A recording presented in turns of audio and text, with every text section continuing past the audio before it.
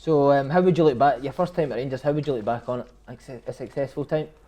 It was fantastic, as I said, to go from, the young boy playing at Kilmarnock, living the dream of being a football player, to all of a sudden being under the spotlight, to scoring goals and putting pressure on yourself as well, to do it. There was a lot of times where I probably caused, a lot of problems for myself regarding even with press and stuff like that as well. But I felt it as a way of a motivation, in terms of, you would follow up with people, you would say things, you would not be controversial, but you would maybe like say something that would maybe annoy somebody and it would come back at you. I think when I look back, there was a lot of reporters in that I didn't really have a great relationship with, but it suited me because, I had one sticking up for me, another one thing, but I always used this one to go and drive myself and score and prove people wrong. And first of all, you've got to prove yourself. But as I said, for me, it was part of a motivation that I probably was the way I was. Yes, it could have come across as arrogant and I think you were the smart arse and this and that. But at the end of the day, I was backing up on a Saturday scoring goals. There was always people going on about you could do so much more, you could do this, you could do that. As I said, I'll look back maybe when I'm finished and say I could have, but I can sit right now and say I've had no bad career. So 2008, Scotland, you retire. What was the situation with George Burley? Why'd you quit? I think when you I wasn't playing at Rangers, and I felt as if it was all coming to. I think in the season before, I was linked with a couple of clubs. I think Birmingham had a bid accepted.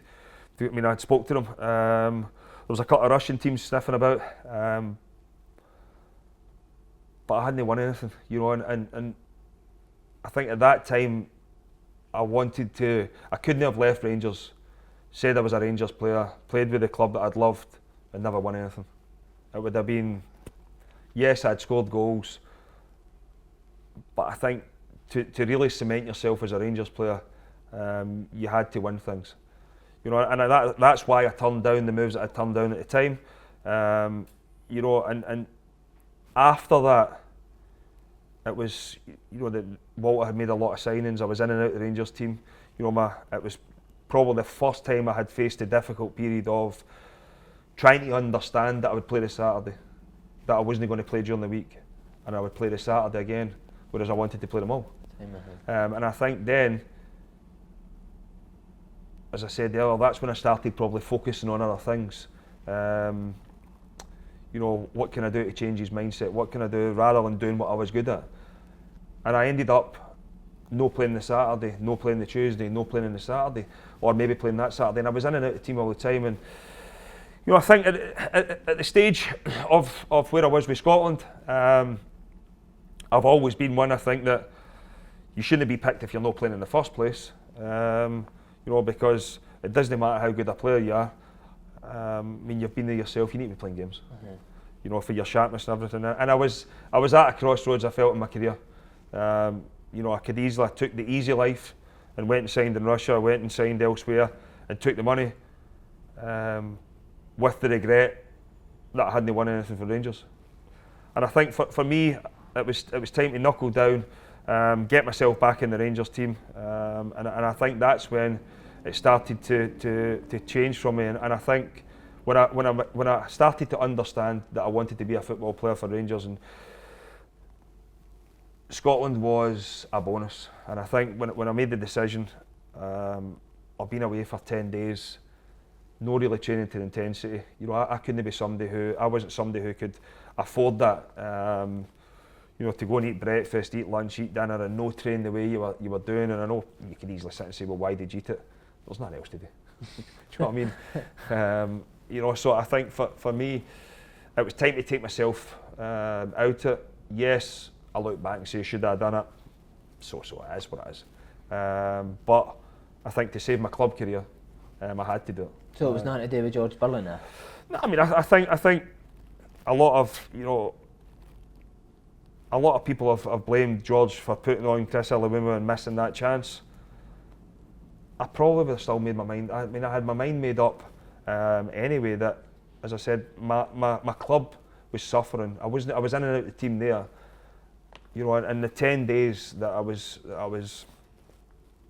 away with Scotland, I wasn't training to the intensity that you do at club level, and I just felt as if I was coming back struggling, and I was starting to fall down the pecking order at Rangers as well, and I mean something had to give. You know, and do you know something? There was something changed after that as well, because as soon as I finished, I thought, you know what, I want to get the understanding of the coaching side of it as well, and I went and done my B licence. I was 26, 27 at the time. I went and done it, and it totally changed my outlook in football, regarding a manager, a coach, and the way that, you know, as a player you're selfish. Doesn't matter what, I mean, there'll be players out there saying, no, it's not me, I'm always for the team. You'll always look after yourself, no matter what. Yes, the team, you'll be part of it, but you'll always look after yourself first and foremost. And I think then, when I went and done the B licence, back then, you understood that, you know, you would go and put on a session and you're in control of 20 to 30 boys in a session, and then you're asked to maybe go and structure a team and everything. You're like, whoa. Understand You start to understand the manager's way of thinking, the coach's way of thinking, and you think to yourself, you know, it's not as easy as a lot of people think it is. But for me, it was good to get that at 26, 27, that I started to understand the game a lot better. So you're ending your Rangers career. How did that come about, and why was it Middlesbrough? Why did it come about? I mean, I think it's been well documented what happened to Rangers just after I'd left. And I know there'll be a lot of people saying that, you know, I had the offer to leave to get the club money and everything, but as I said, for me, I didn't want to leave the club without winning anything. Yes, I'd spoke to them about a new contract, but you know, I think it's clear to see what's happened now, that it was going to be paid the way it's been documented now. For me, I think it was coming to an end where I couldn't really take a chance on, you know, what was happening. And I think as a footballer, you know, once I'd won, you know, I'd won the 2 League Cups, I'd won the 2 Scottish Cups, I'd won the 2 League Championships. You know, yes, I could have went and scored a lot more goals for Rangers, you know, and I wanted to do that, but I just felt as if it was time for a change. I felt as if, you know, a lot of the guys that I had played with Rangers and everything were maybe going to leave, you know, because I think there was a, you know, that what would you say, it was well documented. I think the club was looking to sell players to generate money, to, you know, and I just felt as if it was time to take myself out. As I said, when the wage thing came about and you're going to get paid like this, and you're going to, for me, it wasn't right, and I wanted to go and try something else. Yeah, there was a few clubs sniffing about in England, abroad. You know, it was ludicrous money in Turkey. You know, Kayserispor and Bursa. I think Kenny ended up with going the following season.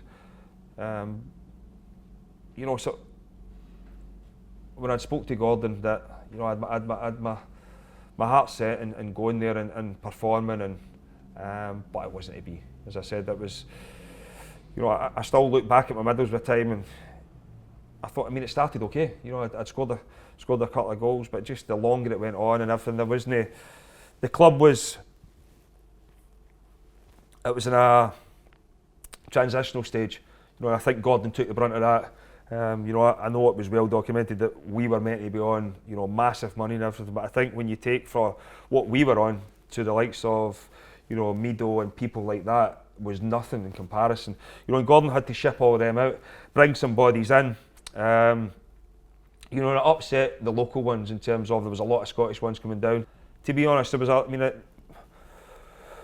I'm not going to sit and make excuses because I mean I know my performances weren't good enough, but you know there was a lot of reasons for that as well. In terms of, I mean, my missus came down and the wee one had went into school. She hated the school and went back up the road, and you know I was travelling up and down the road, and people didn't see that. I thought it's tough. But you know, I think for me, it was wrong. You know, because at the end of the day, I was a Middlesbrough player. I should have been in Middlesbrough performing, but I think when you're covering.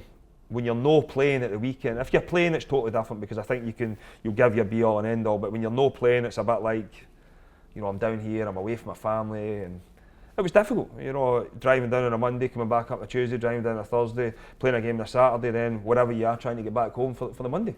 It was difficult, but as I said, it was an eye opener in terms of, you know, a lot of people.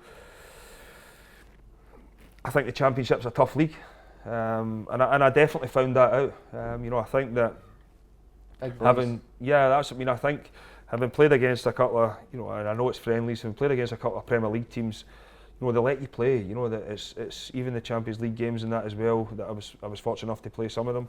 The top European teams let you play until you get into an area, then they're tight on you and everything. But they'll let you play. Whereas the Championship, you don't get that. I mean, there's a few teams that'll pass the ball about and everything, but 9 times out of 10, it's back to front. It's Big difficult. Big boys. He'd have been fine. But there's a lot of big boys down there. And to be fair, I struggled. I'll hold my hands up. Especially at Middlesbrough. It was a different story at Forest. I think that had I been there for longer, I think I would probably have kicked on there. I think we had a fantastic team, a fantastic manager. I went there at the end of February, beginning of March. But again,